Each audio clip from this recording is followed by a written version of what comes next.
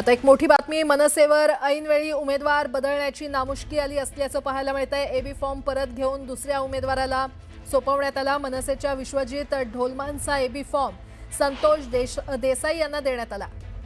तर मनसेच्या वरिष्ठ नेत्यांनी फोन करत हा एबी फॉर्म दिला। प्रभाग क्रमांक 119 मध्ये मनसेनं उमेदवार बदललेला आहे।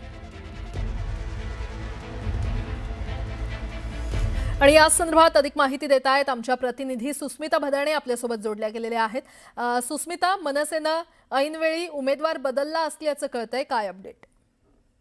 प्रभाग क्रमांक 119 मधनं ऐनवेळी उमेदवार बदलण्यासाठीचा निरोप हा ठाकरेंच्या सेनेकडून मनसेला देण्यात आला। स्थानिक उमेदवार असावा अशा पद्धतीची मागणी करत एबी फॉर्म परत घेण्यासाठी सांगण्यात आलं। आणि अतिशय महत्त्वाचं म्हणजे मनसेच्या वरिष्ठ नेत्यांनी रात्री उशिरा फोन करत संतोष देसाई यांचा अर्ज मागे घेण्यासाठी सांगण्यात आलेला आहे।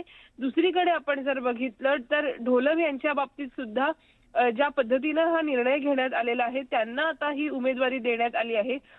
विश्वजित ढोलम यांनी यापूर्वी निवडणुकीसाठी विक्रोळीमध्ये सुद्धा प्रयत्न केलेला होता। विधानसभेमध्ये त्यांनी पराभव स्वीकारलेला होता।